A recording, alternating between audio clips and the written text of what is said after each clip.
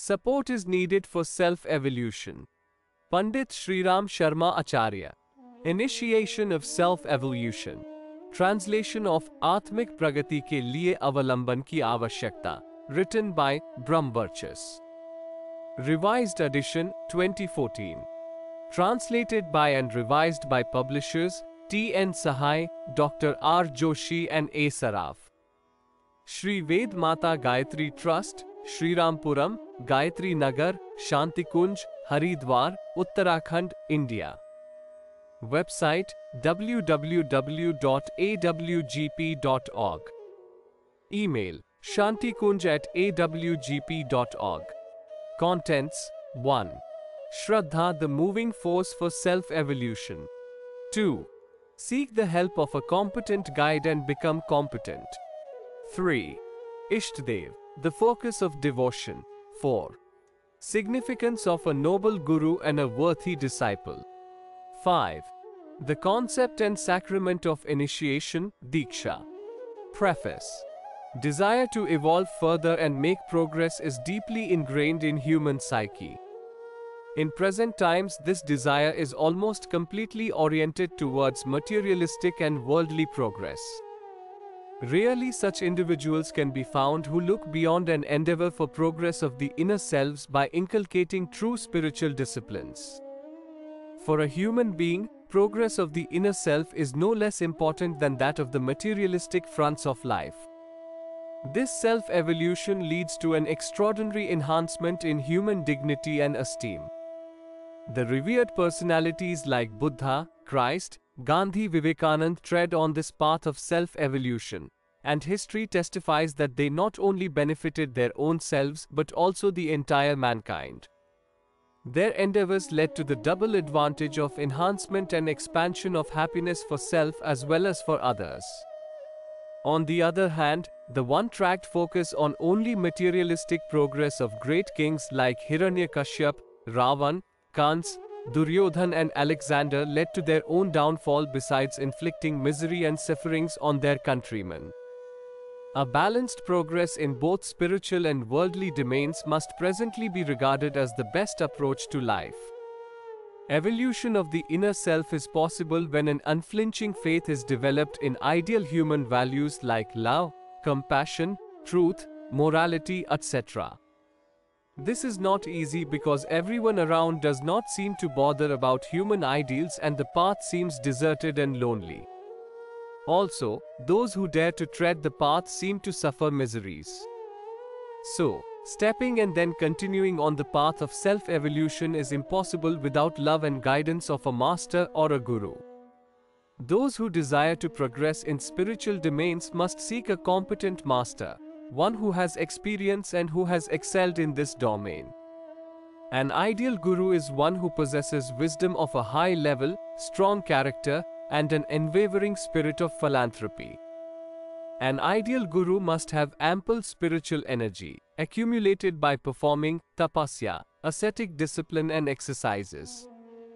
Pandit Sriram Sharma Acharya, founder of all-world Gayatri Parivar, was one such great spiritual saint and master whose magical touch transformed lives of millions of people. This book first discusses the importance of faith in spiritual domain, and how a loving relationship between a competent guru and a worthy disciple leads to quick progress on the path of self-evolution. The book also describes two important concepts in spiritual domain. First, the process of initiation on the path of spiritual evolution through a ritual of Guru Diksha. This is the practice in which a disciple takes an oath to tread on the path shown by her Guru. And Guru on his part transfers a portion of his spiritual energy to disciple to support his progress. Second, the choice of Isht or focus of devotion. This process helps a seeker to maintain focus on his chosen goal and develop Shraddha, which becomes the moving force and vitality for her quick progress. It is hoped that this book will remove several misconceptions prevalent today about true ideals of spirituality, and will motivate readers to seek a master who can initiate them on this glorious path of self-evolution. Dr. Pranav Pandya, MD, Chancellor, Dev Sanskriti University. Shraddha, the moving force for self-evolution. Devout faith and unflinching dedication, which is termed as Shraddha in Indian scriptures, is attributed supreme importance in the field of spirituality. Two disciples who pursue the same mode of spiritual discipline, practice the same mantra under the guidance of the same guru, spiritual master, need not make similar spiritual progress. This is because the pace of success of one's endeavors in this field depends upon his sincerity and devotion towards the goal being pursued. The Holy Gita also states, Shraddhamyo yan purusho yo yachraddha sa ev sa, meaning, what becomes of one depends upon his Shraddha. Any spiritual endeavor, sadhana, devoid of Shraddha is only an ostentation or a ceremonial ritual. It is the strong bond of deep reverence of the disciple for his noble guru and the angelic grace of the latter that lays the foundation of spiritual awakening of the disciple. The disciple's Shraddha in the virtues of his guru and his strong zeal to attain the divine goal shown by his guru enable him to steadfastly adopt the arduous, ascetic disciplines of sadhana and help him overcome the hardships and numerous tests on the way. Spiritual enlightenment becomes possible only when the devotee ardently continues his sadhana and deepens his Shraddha so much that his false self-pride, his cravings, his passions, even his self-identity get submerged in it. It is Shraddha that induces life or vitality in one's devotion. Consecration of lump of clay tied with a holy thread, kalava, as Lord Ganesh makes the lump as powerful as the deity himself when the devotee's Shraddha gets projected upon it. The profound faith of Meera that had compelled the Krishna to live in the stone idol with her like a living deity. The profound faith of Eklavya that had made the mud statue of Dronacharya a much greater teacher than Dronacharya himself, and the profound faith of Ramakrishna Paramhans that had compelled the stone statue to accept his offerings like living goddess Kali, are historic examples of the immense power of Shraddha. This profound faith and reverence in divine virtues and in the pious nature of the soul is the key to spiritual enlightenment. Training needs in spiritual domain. One needs an ideal, a role model for inculcation of Shraddha. It begins with one's respectful attraction for the majestic qualities of the master and deepens and expands as one experiences the virtuous character of the latter. The support of Shraddha in the Guru is essential for spiritual ascent. Right since birth, a human being needs the direct or indirect guidance, training, and support of someone more capable. A guardian, especially the mother, is the first teacher who has to bear the responsibility of cultivating humane cultural values in the child. At later stages of life as well, in every field such as science, sports, professional skills, or art, etc., one requires adequate training for worthy progress. Thus, training and grooming in one form or the other continues to be a necessity for success on all fronts of life. The need of an adept guide, guru, is similarly the most vital in the endeavors of self-awakening, refinement, and ascent.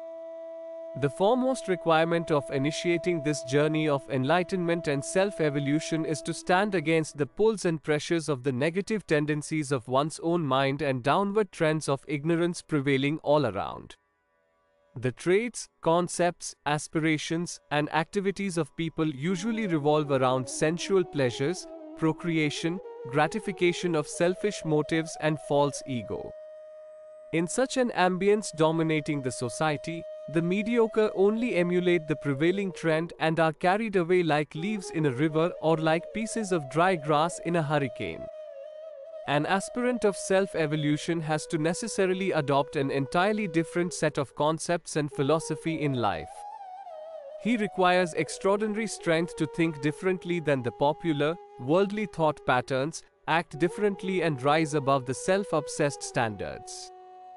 The seeker receives such a strength and firm support only after being intimately associated with a noble master, guru, who has lived high ideals in life and thereby developed competence to impart it to others. This association begins with Guru Diksha when the seeker pledges to dedicatedly follow the master's noble guidance and the latter accepts him, her as a disciple with blessings of courage and inspiration to follow the righteous path. Guru Diksha is not simply a ritual. Rather, it is the beginning of the disciple's self-awakening. It is completed with the disciple's total surrender to the Guru, who is a live exemplar of high ideals and virtues. By sincerely following the Guru's enlightened guidance, the disciple's life also transforms towards high ideals and illuminates with divine glow. All this becomes possible only by the disciple's Shraddha for the Guru. The inner force awakened by the blessings of the noble Guru is intensified by the disciple's Shraddha. This intense inner strength enables the disciple endeavor arduous sadhana progress as per the Guru's beatifying teachings. Selection of a Guru. Is it necessary to thoroughly search for and prudently select a Guru for self-evolution? Is it not possible to achieve the goal of life by just interacting with several competent persons?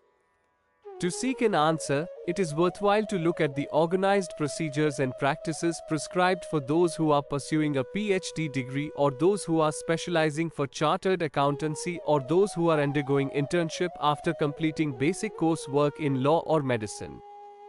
All these endeavors require a specific guide or a competent training system.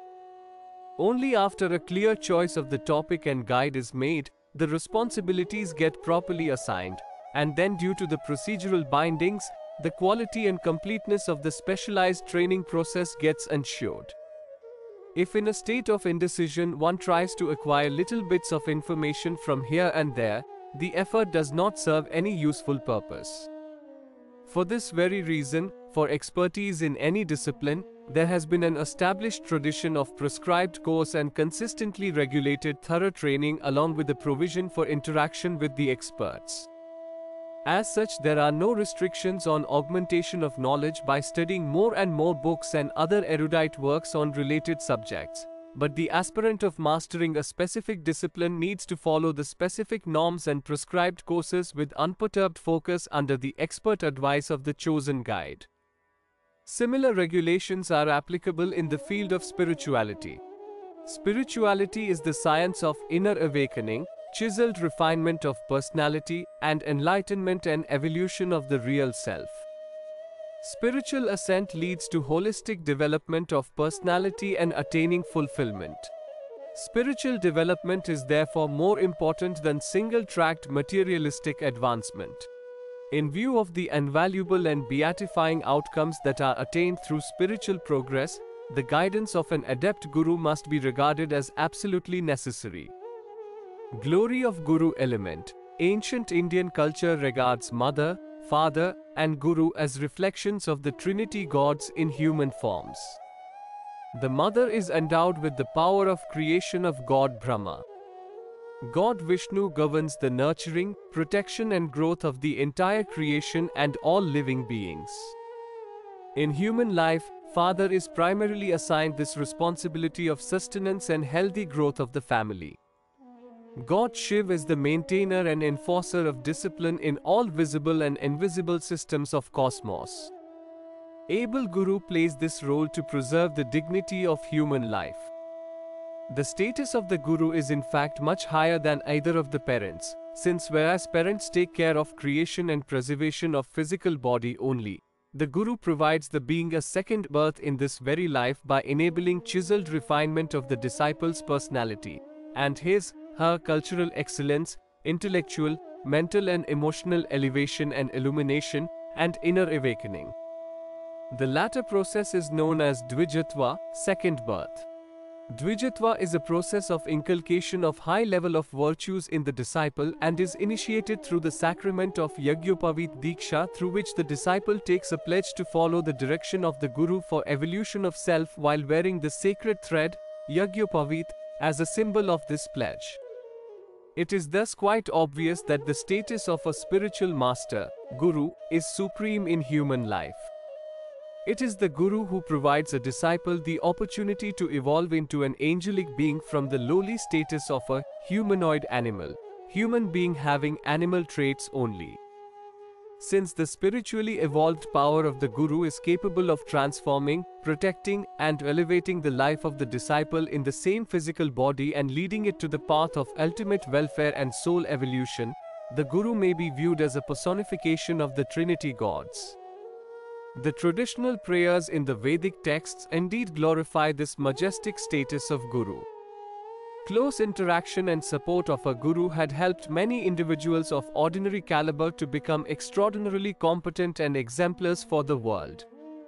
By the grace of Buddha, many like King Harshvardhan, King Ashok, Anand and Kumarjiva reached the pinnacles of humane dignity.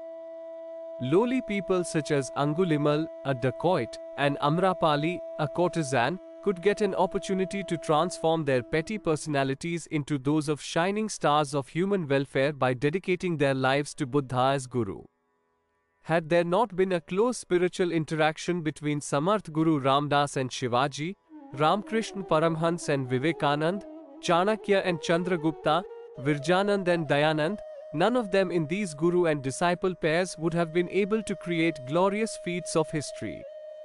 In the more recent times, many of us have witnessed the influence of Mahatma Gandhi on Dr. Rajendra Prasad, Sardar Patel, Jawaharlal Nehru, Rajgopalachari, Vinoba Bhave, etc., in the absence of which these great men would have lived and died like ordinary mortal beings. Without them, Gandhi ji too would not have achieved what he could. If Gandhi ji had remained engaged in spiritual pursuits through arduous sadhanas in solitude like Bhagirath and Dadhichi, he would have surely reached divine realms. But then numerous patriots of India's freedom struggle would have remained deprived of the benefit of his influence. History of great achievements of mankind is full of several examples which illustrate that intense association of a great guru and a worthy disciple not only dignifies both, but also benefits the society. It is indeed the magic of the interactive company, guidance and support of excellence that works like human alchemy and transforms ordinary, human beings into great, glorifying personalities. This is why dedicated association with a virtuous Guru and following the disciplines and noble path guided by him, her is so important. Shraddha of the disciple is the life force of this interaction. If the seekers of self-evolution grasp this fact and proceed accordingly, their journey would surely advance briskly along the highway of spiritual progress. Seek the help of a competent guide and become competent. Seer sage Pandit Sriram Sharma Acharya, founder of All World Gayatri Parivar, had pioneered renaissance of spirituality in the modern age. He was a preeminent thinker whose monumental writings provide instant guidance, courage, and practical solutions to resolve all problems faced by mankind today. His thoughts and deeds give positive direction towards a brighter future for all. His contributions as a patriot and altruistic social reformer also are enormous. He used to modestly render the credit of his extraordinary powers and angelic talents to the grace of his divine Guru. He focused his entire Shraddha on his Guru, making an absolute surrender of his life and soul to follow the noble path guided by the latter. Consequently, he, Acharya ji, began to receive invigorating showers of unlimited generous benefactions from the Almighty.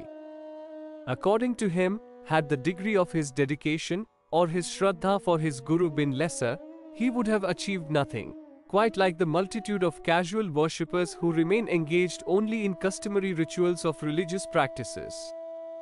The delegation of powers by senior members in any organization is regulated on the basis of the competence of the juniors. Similar is true in the case of beatifying benefits of the Guru's blessings. Ramkrishna Paramhans had a large number of devotees. Though all of them had blessings from him, there were only a handful of sadhaks like Vivekanand, Brahmanand, Premanand and Shardanand, who were magnanimously rewarded by him. For this differential treatment, however, Ramkrishna should not be accused of partiality. The quantity of rain water accumulating in a reservoir depends on the latter's capacity. Not a drop of water from even torrential rains is retained on a high-peaked mound or on bare rocks. In the field of spirituality, the significance of degree of Shraddha of disciple is rated higher than the competence of a deity or Siddha Purush, the Guru having paranormal capabilities. Though Dronacharya used to teach in person the finest techniques of archery in their own palace, the Kauravas could not derive that much of benefit, as Eklavya could by virtue of deep Shraddha in him despite having no contact with him. So marvelous is the power of Shraddha that the entire structure of self-evolution is erected on this one element of intrinsic faith and devotion. The fructification of a mantra also depends only on this single factor. Shraddha constitutes the bridge between the deity and the worshipper. It is the medium through which divinity is incorporated in the life of the sadhak, making the latter a dignified human being. By building up a high level of Shraddha, one opens up the highway to the glorious faculties, vibhuti, of spirituality. In the absence of Shraddha, a mantra is reduced to a jabber and the deity to an inert or imaginary object. After having found a guru, one takes the first step in the direction of spiritual progress by nurturing Shraddha towards him. Guru should be worthy of reverence. Spiritual texts sing great paeans in glory of the astonishing power of Shraddha towards the Guru. Some texts equate Guru with the Trinity gods, Brahma, Vishnu and Mahesh, and at some places even regard him as superior to God. In the modern times as well, most people respect these texts. Then why is there no enthusiasm amongst the masses for seeking a Guru? The reason seems to be only one. Nowadays, one rarely comes across such a spiritually elevated person who can be trusted as worthy of being accepted as Guru. How can one expect a person to help the disciples and others who himself has not followed a spiritually disciplined life of devout austerity, who has not painstakingly accumulated vast knowledge by studying, grasping and adopting fundamentals of spiritual science, who has not been able to muster courage for selfless service and welfare of mankind and surrendering life for noble values? Unless one stands high on such moral grounds and ideals of spirituality in conduct, he would only be a fake Guru. Alliance between a self-styled Guru desirous of fleecing and a cunning disciple looking for easy gains is like a delusive trade. It maligns the glory of the great tradition. In such an environment, where would be the scope for self-refinement? How would one have Shraddha for these types of false gurus, and what could be the basis and conviction for developing a close interaction between such gurus and their disciples? There is a saying, Lobhi Guru Lalchi Chela, Done Narak Mo Thelam Thela, meaning, the unholy alliance between a covetous guru and a greedy disciple carries both to hell. Nowadays, the relationship between guru and disciple is being dominated by elements of incompetence and distrust. The so-called gurus are least concerned about the spiritual development of the self-proclaimed disciples, whereas the latter hardly feel any need to behave in accordance with the prescribed discipline and directives of the guru. This is the reason for the fast disappearance of the glorious tradition of guru and disciple. In some cases, traditional rituals are being blindly followed, but in the absence of the real spirit, these do not bear any fruits. As a consequence, neither the guru acquires respectability nor there is any improvement in the ethical values and conduct of the disciple. Competence of the guru and Shraddha of the disciple are vital for success in the field of spirituality. A combination of these two attributes creates an ambience fragrant with virtuous traits in the society. Today the mantras and deities have become ineffective. As the eternal tree of spiritual progress is slowly drying up, it is losing its vitality in the absence of essential nurturing that is supposed to be provided by healthy tradition of guru-disciple relationship. Invaluable contributions of the guru. Once the significance of the science of self-evolution has been understood and the path of progress is pursued, it becomes necessary to seek ways and means for continuance of Shraddha Vishwas, unperturbed faith, devotion and conviction, and their progressive expansion.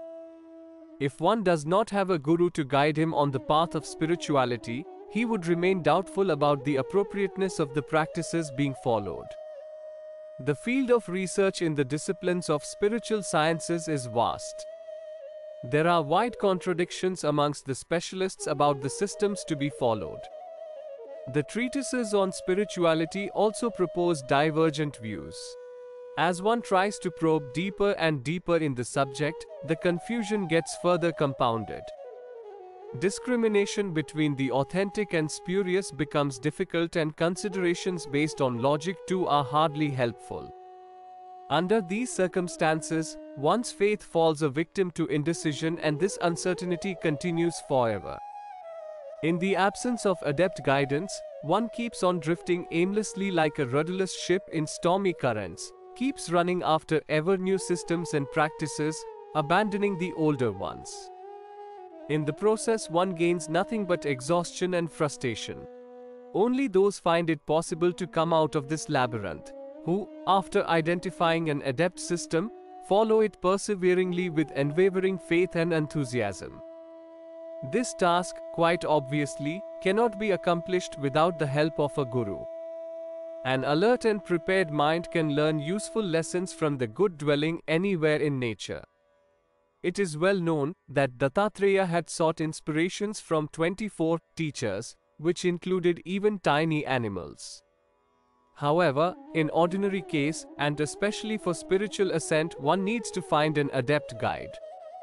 Till an aspirant of spiritual progress succeeds in the endeavor of seeking a noble guru, Sadguru, she may get guidance from the books and works of noble personalities like Acharya Sriram Sharma. The latter was a seer sage and social reformer this age who pioneered renaissance of scientific spirituality and initiated the Pragya Abhiyan of awakening divine sensitivity and wisdom of mankind through thought revolution. Anyone looking for help in the present critical times of the juncture of two eras is most welcome to join the large family-like socio-spiritual organization founded by him as Gayatri Parivar. Can there be more than one guru? Some misconceptions are prevalent in the society about seeking guidance from more than one guru. It may be noted in this context that in the process of higher learning, having mastered one level of specialty under an expert, one may need to take guidance from another expert in different specialty if the former guide does not have adequate expertise in it. Ample examples of this sort exists in the field of spiritual progress as well. God incarnate Ram is known to have had two gurus. Initially, Rishi Vashishtha was his family guru. He had taught him Yog Vashishtha. However, on the pretext of seeking protection of Yagya, the second guru Rishi Vishwamitra had taken Ram and Lakshman to his hermitage and made them adept in the specialities of the science of Bala and Atibala. What was taught by Vishwamitra was not the expertise of Vashishtha. Mastering the science of Bala and Atibala corresponds to attaining the capability of invoking and using the twin primordial powers of the Omnipotent, namely, Savitri and Gayatri, the former governing the perceivable manifestation of nature, and the latter being the eternal super-consciousness force, the presiding power of the extra-sensory and transcendental world and the evolutionary inspiration behind genesis of nature and the entire creation. Having acquired mastery in the science of Bala and Atibala, the princes used the first one to defeat the demonic forces, Asuras. They used the second one for the more difficult task of establishing Ram Rajya, moral order and all-round peace, progress and happiness in the society. Acharya Sriram Sharma was initiated in Gayatri Mantra and his Yagyopavit Sanskar, thread ceremony, was conducted by Mahamana Madan Mohan Malviya. Later, because of his divine sanskaras and sadhanas accomplished in the previous lives, a divine incarnate Himalayan yogi in sublime form appeared before him and reminded him of being his guru in the earlier lives. This angelic Sadguru instructed Acharya Ji to continue with the task of Yug Nirman, creating a new era, as per the will of God. Since then, all the activities of the grand mission of Yug Nirman were planned and implemented by Acharya Ji as per the sublime guidance of this angelic Sadguru. Guru renders support for disciples' evolution. As mentioned earlier, By associating with a competent entity, anyone can rise above mediocre status and become an extraordinary person. After getting interlinked with the powerhouse, the electrical appliances begin to work. A tap attached to a water tank continues to work till the latter becomes empty. The moon derives its brilliance from the sun. Rivers connected with the Himalayas never dry up. By virtue of being a part of the police force, even the low-ranked policeman has some authority and he feels proud of that power and position.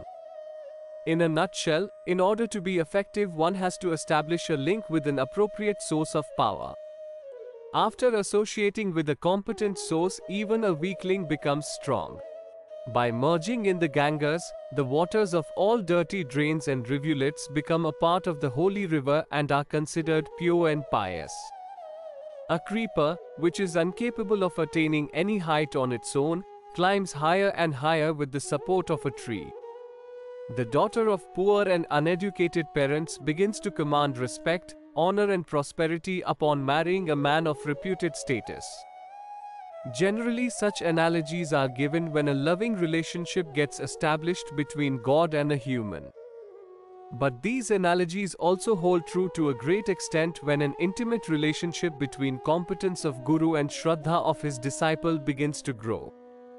According to Indian mythology, all the deities acquired their divine qualities under the guidance of their Guru Brahaspati, whereas the Asuras or demons acquired their paranormal physical powers under the tutelage of their own Guru Shukracharya. Either of these could not have acquired their powers on their own. Guidance and transference of powers by a guru, and devout faith and sincere efforts by a disciple, whenever these have come together, magical results have been obtained. Guru's importance in Indian tradition. In the present times, nobility of family lineage is held in high regard. In ancient times, lineage of a great guru also commanded equal respect. In fact, even today, families are identified by a clan name called Gotra, which is kept not only on the name of an illustrious ancestor but also on the basis of a guru's lineage. Gotra names based on the names of highly revered rishis are found in every caste and creed of India. Maybe these rishis were the ancestors of these families. But, as in ancient India, everyone used to follow the guidance of some rishi. It is more likely that these rishis may have been the gurus of the ancestors of the families, and the name of the illustrious guru was adopted as the Gotra name. Guru has always been given more importance than both the parents taken together. There is a simple reason for this. The contributions of a guru in bringing forth the hidden talents of an individual for the evolution of inner self is in no way any less than the contributions of parents in providing for resources for physical growth. The task undertaken by a guru is more arduous than that of the trainers of wild animals in a circus to make the latter perform wonderful feats. Competence required for Guru Diksha. In principle, Guru Diksha is a process in which the master, Guru, blesses the disciple with sublime vital spiritual power. Proximity of fire gives warmth. Entering cold basements or cold storages gives one shivers. Grass that grows underneath a sandalwood tree becomes fragrant. With the drops of water in Swati Nakshatra, oysters begin to create pearls within. Such indeed is the profound influence of the nearness to a competent entity. This influence has been metaphorically described as Paras, the stone that turns iron into gold, Kalpvriksh, a tree beneath which all wishes are fulfilled, and Amrit, nectar that gives eternity. When one reaches near these and assimilates this influence, a complete transformation takes place. These examples also hold true to the process of proximity, intimacy, assimilation and transference that takes place between an able master and his disciple. The currents of pran, bioenergy, flow in each human body. But in great beings, this bioenergy manifests in a much greater strength. In spiritually elevated persons, it is possible to sense the field of this energy as their aura, halo around the face and the entire body. Their spiritually vitalized pran creates a special energy field around them. When proximity and intimacy is established, their bioenergy begins to naturally flow towards those who have lower quantities of the same. This process of transfer of energy is extrasensory and affects all animate and inanimate objects in the vicinity. It is well known that around the hermitages of rishis, carnivores and herbivores lived in perfect peaceful coexistence in spite of their intrinsic characteristics of animosity. The pranic energy field of the rishis in the surroundings made these animals behave almost opposite to their natural characteristics. The same process of positive transformation begins with the diksha, initiation, of a disciple by a guru. Only great beings with evolved pran have the right to give diksha. After all, only one who has can donate to others. One who is empty-handed and lives on alms cannot be expected to give anything to others. It is difficult to find deserving gurus who deserve to give diksha. If there is no seriousness, then anyone can pretend to be a guru and anyone else a disciple. But what is truly expected from this process cannot be achieved in the absence of competence and genuineness. So scriptures have emphasized that there is a dire need to first seriously evaluate the capability of a guru and faith and dedication of the disciple. Without these, merely following rituals would not lead anywhere. On the other hand, if the regulations laid out are earnestly followed in right direction, extraordinary benefits are guaranteed. Seek Guru for sadhana. Scriptures have strongly denounced those who do not have a competent guru. It has been said that their prayers and oblations, tarpan, do not reach their deceased forefathers. Pilgrimage undertaken by them too do not bear any fruits. Scriptures have even forbidden partaking food with those who have no guru. Though such statements seem exaggerated, highly emotional and metaphorical, but they carry a strong motivation for seeking a guru. If mother's name is not known, a person gets regarded as illegitimate and doubts are expressed about the circumstances that led to his birth. If father's name is not known, then the mother is accused of having loose morals, and the child is considered unlawful. Cultural ancestry of a person is given equal importance. Similarly, it is considered a deficiency when sincere efforts have not been put in to seek a spiritual guru for personal refinement. A person's introduction remains incomplete in the absence of a reference to a Gurudwara, hermitage of Guru. Scriptures have encouraged each and every person to remove this deficiency and have pointed out advantages of this alliance and also indicate the harm likely to be afflicted if one refrains from the process. In ancient times, being addressed as Niguda, one not having a guru, was considered derogatory. Thus, scriptures are unanimous in their opinion that following a competent, great personality as guru is an absolute necessity that must be fulfilled. Diksha, initiation by a guru, and Yagyopavit, consecrated thread worn across the shoulders, are interrelated. Yagyopavit ceremony symbolically represents Dvijatva, meaning the second birth of the being. All mothers give birth to a being that is more animal than human, who comes in this world with understanding of only physical needs and with basic instincts. The process of instilling divine cultural values and spiritual development is initiated only by a guru. A mine produces ores that are unrefined, raw materials comprising of a mixture of metals and minerals. Unless heated in the blast furnace and thoroughly refined, the crude ore would remain useless. The same analogy is applicable to a human being. Most parents and guardians only make one competent to look after his worldly needs. For refined development of talents and creativity, and for ethical evolution, and it is necessary to seek by all means the shelter and guidance of a great person who is highly accomplished on virtuous grounds. The purpose of imparting education and talents is normally served by Gurukul, hermitage, where the disciple learns the art and science of happy and purposeful living under the direct supervision of a guru. When this is not feasible, the interaction between the guru and the disciple has to be carried out through distant communication and occasional personal interactions. In this way, despite physical separation, it is possible to maintain connectivity between guru and disciple. Upon completing education at their respective gurukuls, Ram and Krishna had maintained a similar connection with their gurus Vishwamitra and Sandipani later on after moving elsewhere.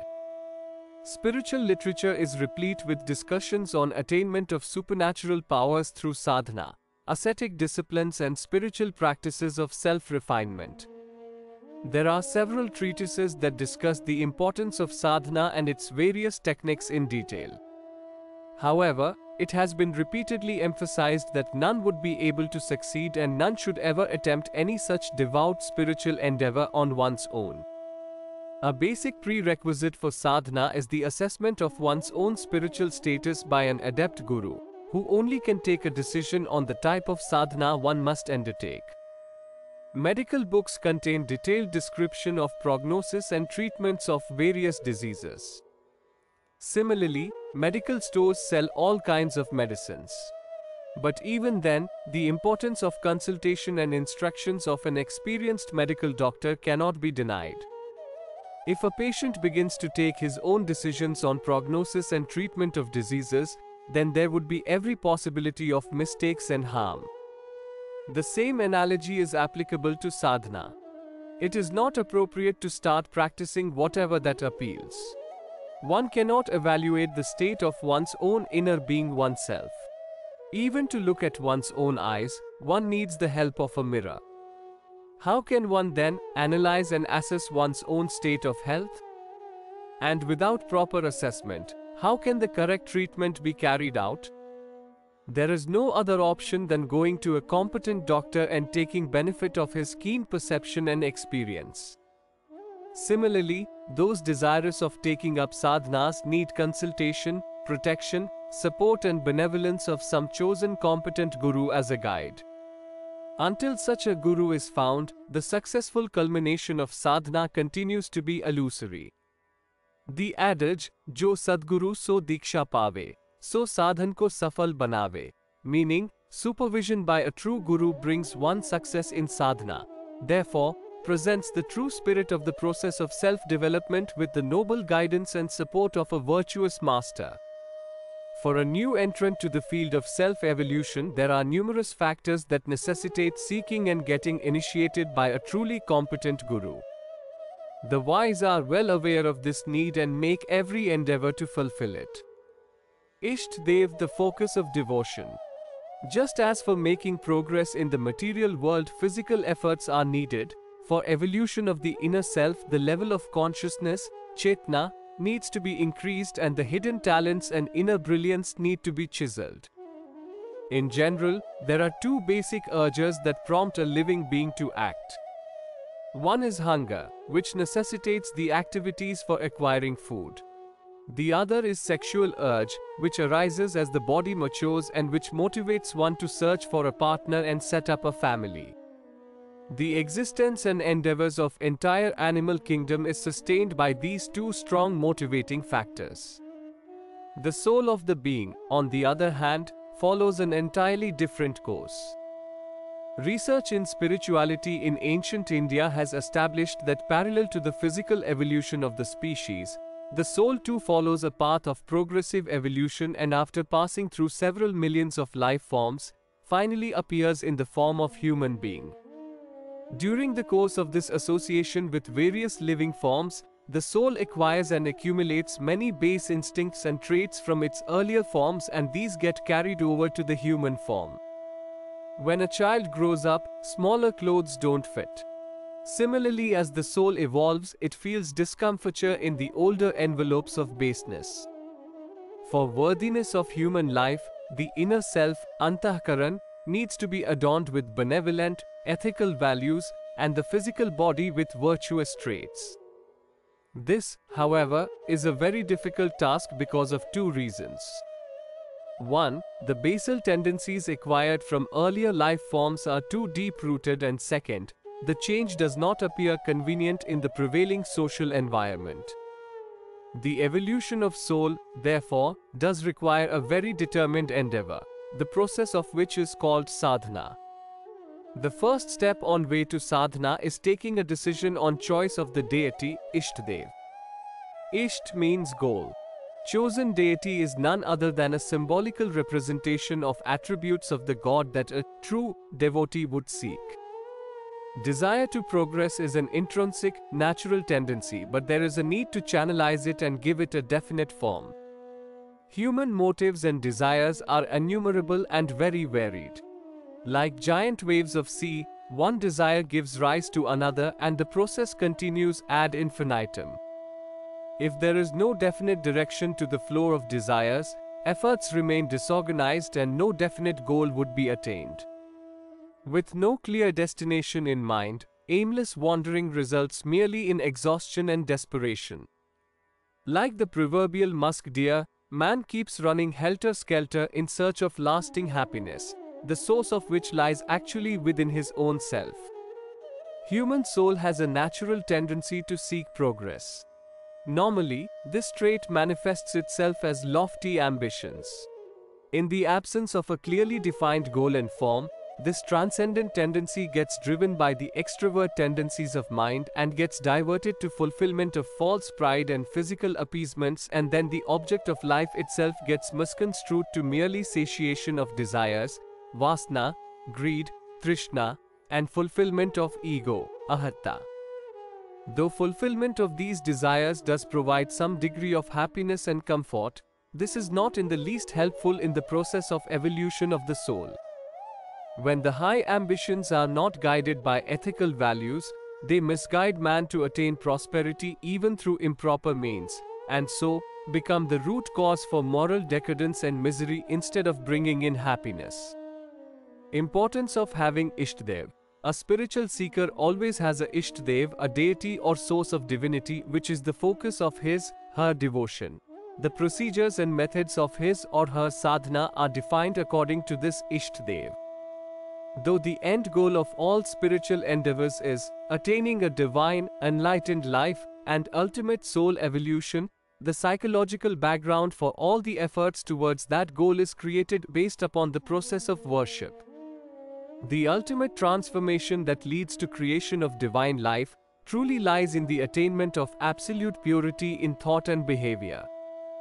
This alone is the state known as attainment of heaven, swarg, or absolute freedom, mukti, salvation, etc. in parlance of spirituality. This itself is known as self-realization, atmasakshatkar, or communion with God, Ishwar Darshan. The endeavors required to achieve this goal constitute the various disciplines of sadhana. Commencement of sadhana requires both strong motivation to attain the goal and the knowledge of its procedures and methods.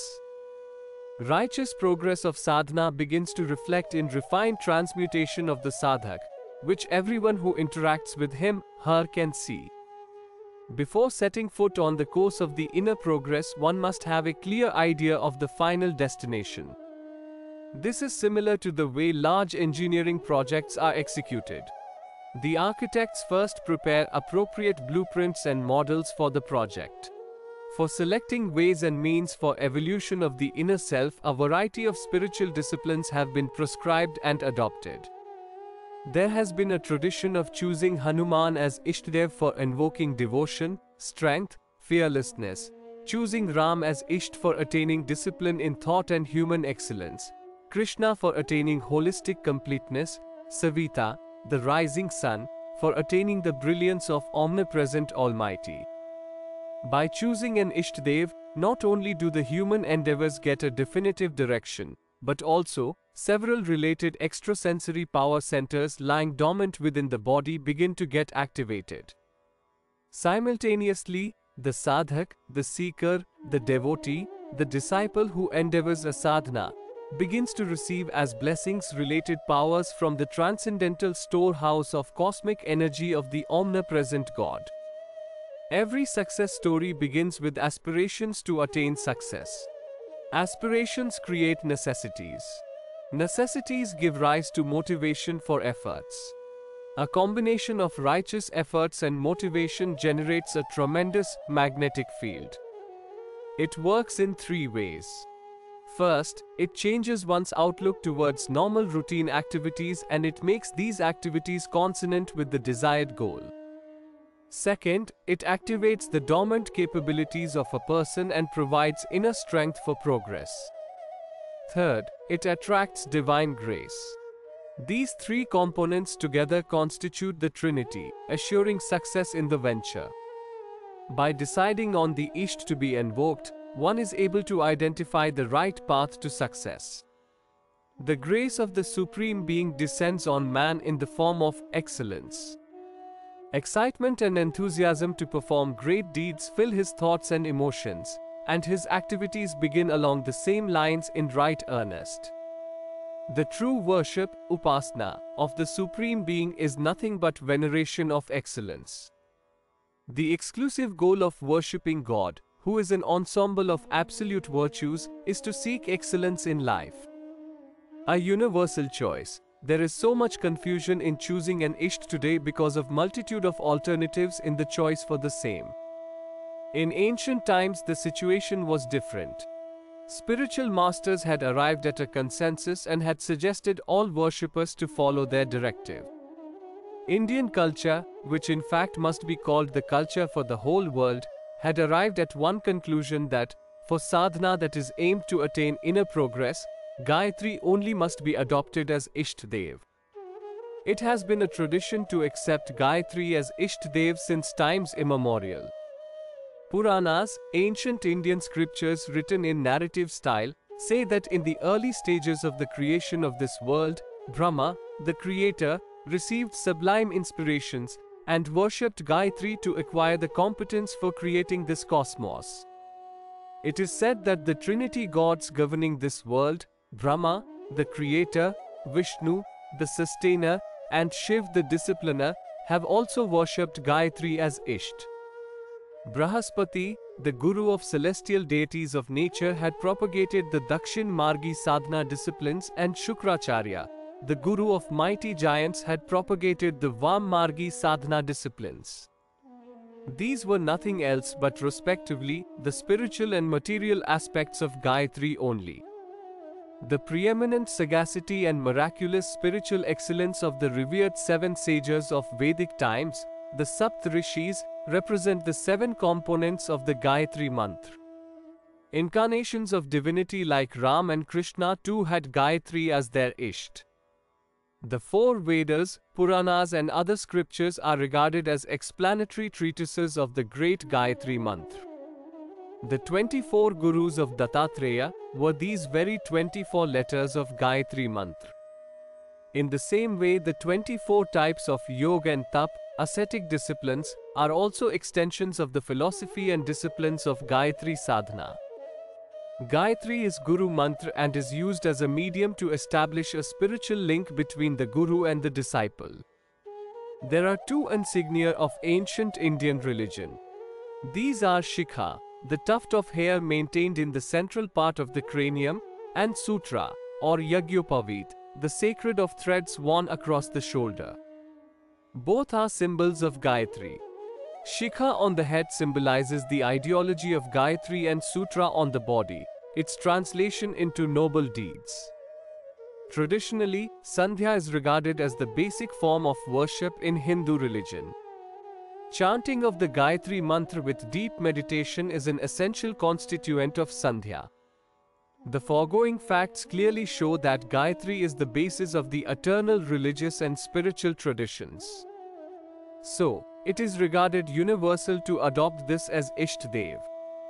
In terms of philosophy, Gayatri stands for Ritambhara Pragya. Ritambhara means Shraddha, absolute faith in divine virtues, associated with discretionary wisdom. By Pragya is meant pure wisdom that leads to true fulfillment. So Gayatri stands for comprehensive, all-encompassing wisdom. Gayatri is, in fact, the seed from which has born the vast framework, tree, of Braham Vidya, science of spirituality. This is the philosophical or theoretical framework of Gayatri. For practice, its concepts are translated into various types of yogic and ascetic tap exercises and religious rituals. The prescription of Gayatri as Isht, as goal, as deity has in fact been given by the spiritual masters after in-depth study and self-experience of long-term dedicated sadhanas, and is based upon realizations attained from its continuous sustained practice. Even today, its importance and utility is as undeniable as in ancient times. The sadhana of Gayatri is universal and for everyone. It cannot be confined to any particular religion, caste or sect. This is very similar to Indian culture, which has got this name only because it was conceived in India. But none of its practices and processes can be said to be applicable only to people residing in this region of the world. Gayatri is the soul of Indian culture, but it is efficacious for all human beings irrespective of their country or religion. The culture of India is in fact a culture of divine values and should be considered as a culture of humanity. Invocation of Ritambara Pragya as Isht must be considered as a great achievement of one's life. This itself has been called Atma Gyan, self-realization, Braham Gyan, God realization, in parlance of spirituality.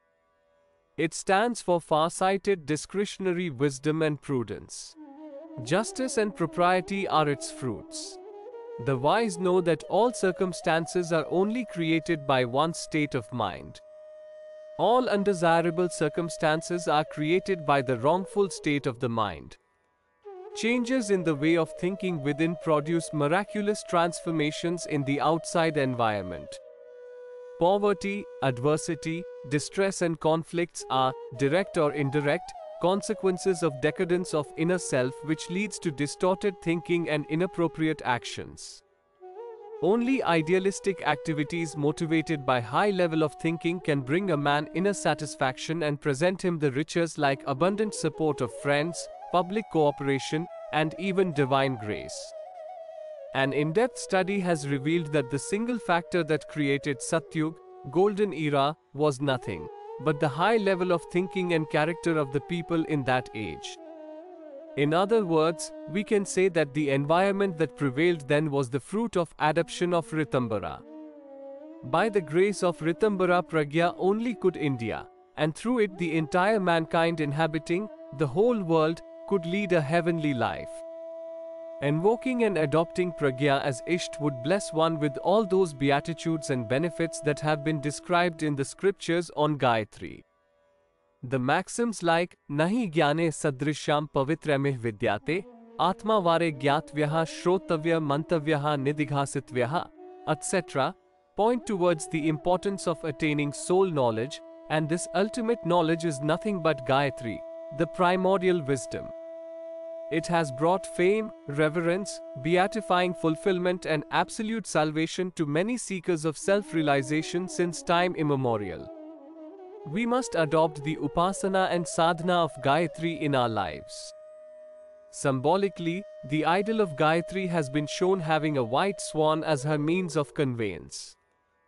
This swan is not an ordinary bird but the Rajhans as described in scriptures, which has discriminating far-sighted wisdom, pragya. This Rajhans has the competence to partake milk, propriety, and leave the water, impropriety, from a mixture of the two. For its food it feeds on pearls, virtues, and rejects the worms, vices. This metaphorical expression indicates the attitude and the state of the mind a seeker of self-realization is required to develop. Gayatri and Pragya are interrelated. By the grace of Gayatri, the sadhak is endowed with discretionary far-sighted wisdom known as Pragya. Thus for Isht, Gayatri is the proper and exclusive choice. Once this decision is made, the process of self-evolution, by devout Gayatri sadhana, becomes certain and progresses at a brisk pace. With this choice, there does not remain an iota of doubt about the rule that sadhana leads to attainment of great power and success. Significance of a competent guru and a worthy disciple. For a fruitful relationship in the domain of spirituality, credibility and worthiness of the receiver are as important factors as the authenticity and spiritual competence of the giver. Even after a heavy downpour, not a drop of water gets retained on rocky hilltops, and on a rock not a leaf can grow. The quantity of water accumulating in a tank depends on its depth and size. Rivers tend to flow towards the sea, which has the capacity to contain their water. If one is blind, he cannot see even in the bright midday sunlight.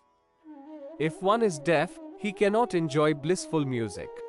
Likewise, when one's mind is saturated with preconceived notions, he cannot benefit from the best of advice or company of wise men. A meritorious, worthy disciple having absolute faith and confidence can perform miracles like Eklavya, who became an expert archer by practicing before a mud statue of his guru Dronacharya, and Meera, who transformed her stone idol of Krishna into a living god. It was only due to the merit and worthiness of the disciples that the able Guru Samarth Ramdas could create Shivaji. Similar historic examples of great gurus and their distinguished disciples are Chanakya and Chandragupta, Ramkrishna Paramhans and Vivekanand, and Virjanand and Dayanand. Though dignity and grace of Guru is very important, Shraddha and devotional depth of the disciples' emotions has an even greater importance. Devoid of these basic qualities, there are a large number of self-proclaimed disciples who try to trick accomplished masters to gain from them their boons and powers, but finally attain nothing. Spiritually accomplished beings have the capacity to peep into the mind of others. It is not possible to deceive them by any disguise of appearance or behavior. Siddha Purushas, accomplished mystics, rishis and divine beings do not get influenced by external appearances or worldly statuses of anybody. Only piety of the inner selves of the disciples makes them confer some worthwhile blessings on them. Meeting in person, paying obeisance, turning beads of rosary, or flattery never help in attaining benefits which can become available by virtue of merit and worthiness, and faithfully fulfilling the assignments given by Guru. Prior to giving consent for marriage of their daughter, parents thoroughly examine the qualifications of the would-be bridegroom. They try to ensure his worthiness and compatibility with their beloved daughter. Who would like to give a daughter in marriage to a person of narrow selfish temperament? For masters who have attained spiritual powers after arduous endeavors, these are dearer than a darling daughter. Seeking these powers requires much more than an humble request. It requires demonstration of one's merit and a credible assurance for proper utilization of these powers as desired by the master.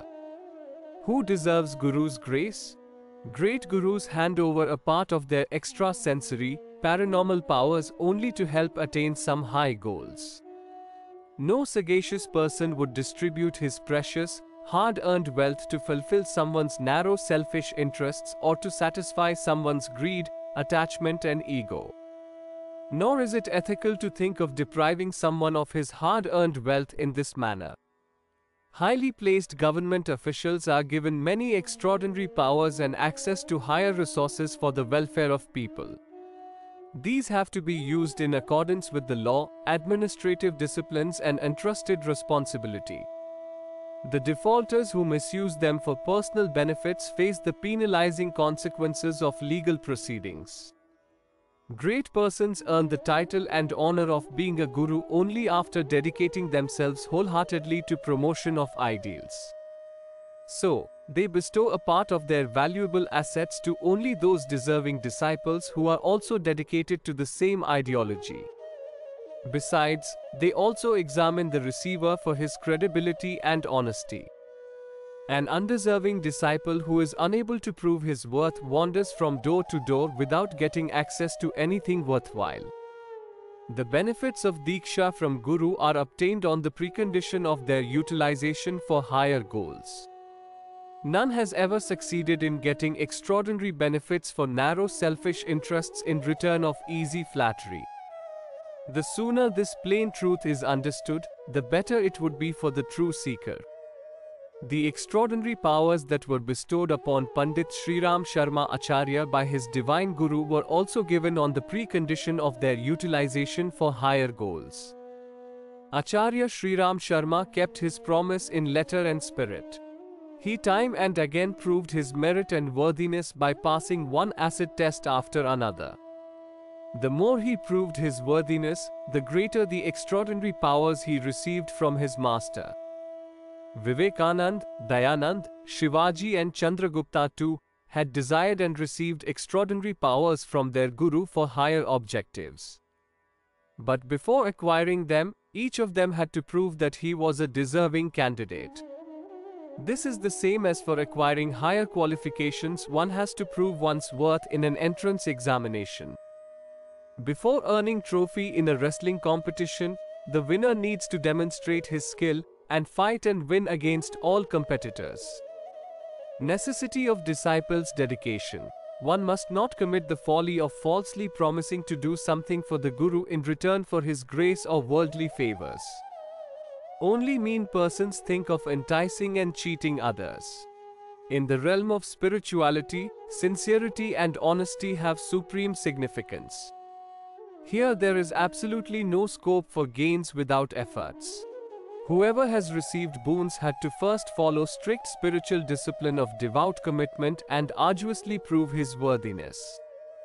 The principle of first give and then take, which Pandit Sriram Sharma had followed in his spiritual interactions with his divine master, is also a lesson to each aspirant who wishes to be the former's disciple.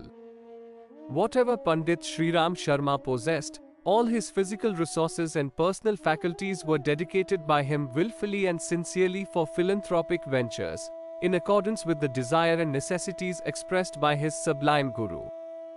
Pandit Sriram Sharma had also followed a routine of extreme austerity and asceticism throughout his life at the instance of his divine master, Guru.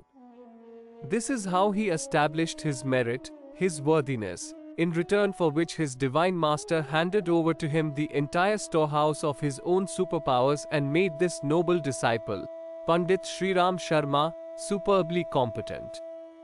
If one is not serious, this method does not matter. For those who are sincere, the endeavor for accepting a guru is invariably related to the commitment to accomplish the righteous goals as instructed by the guru. Only for that, one may expect Guru's grace and blessings. All wise disciples have done that. The concept and ritual of Diksha, initiation. There are three successively higher stages of conferment of Diksha: Mantra Diksha, Pran Diksha and Agni Diksha. Mantra Diksha is the primary stage in which the disciple is admitted to the school of Guru's spiritual ideology. Here one takes a pledge to act according to prescribed directions with unflinching faith, dedication and perseverance. The student learns the correct rendition of mantras and is introduced to the methods of performing basic rituals that need to be followed in daily routine. In this stage, the objective is merely to make the disciple learn how one must adhere to strict disciplines of spirituality. This is an initial training, which is helpful in giving a first impetus to advanced sadhana. In a way, it is like an introductory guided course for training and learning certain ascetic disciplines. However, even in this stage there is a prescribed procedure of several rituals and regular meditative chanting of the mantra, which establishes a link between the disciple and the guru. This stage is that of acquaintance. Both do not shoulder any specific responsibility of the other. Next comes the stage of Pran Diksha, which is comparable to middle school education after the primary. Now, in order to increase the strength and competence of the disciple, the Guru bestows a part of his self-earned tap, virtues and vital spiritual energy. The disciple, on the other hand, takes some pledges, gives assurances and acts according to them perseveringly. This interaction of mutual responsibility is continued throughout life. This interrelationship is analogous to that between a child and its parents, which is based on mutual faith and affection and shared responsibilities. It is like growing a new plant by the process of grafting. Guru carves out a part of his own consciousness and grafts it in his disciple. and the latter nurses it lovingly through sustained efforts and makes it grow. It is well known that grafting results in improvement of quality. The process of pran pratyavartan, transference of vital spiritual power, in the domain of mental and energy body is similar to blood transfusion or grafting of organs in the physical body. In either case, what is transferred becomes an integral part of the other, making the receiver much stronger and more competent. The effects of Pran Diksha are well exemplified in the past, as in the case of Guru and disciple pairs of Vishwamitra Harishchandra, Samarth Ramdas Shivaji and Chanakya Chandragupta.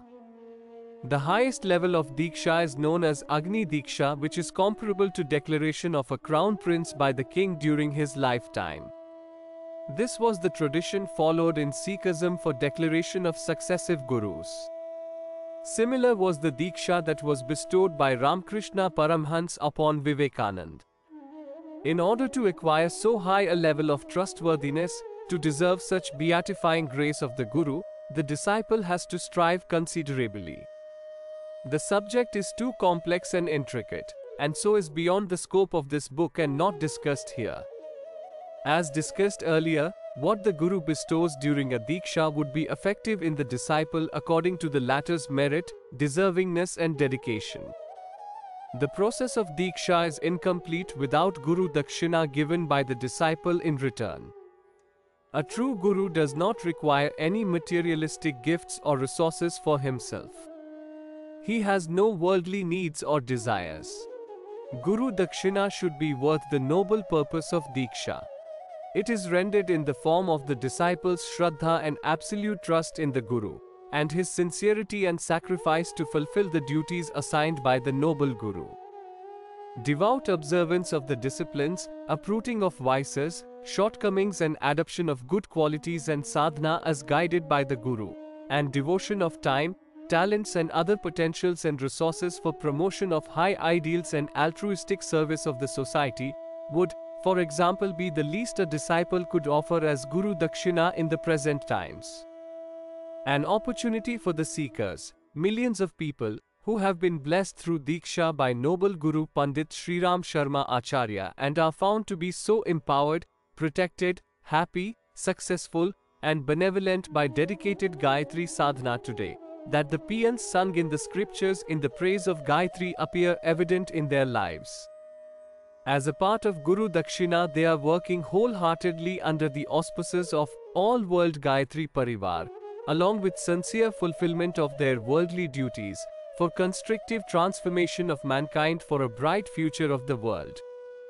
The aspirants of Gayatri Mantra Diksha, or those who seek enlightenment through Gayatri Sadhana, and those who have further questions on the Gayatri Mantra, or queries with regard to spiritual progress, may contact the fraternity of All World Gayatri Parivar at Shanti Kunj, Haridwar, India, or any of its branches distributed across India and abroad.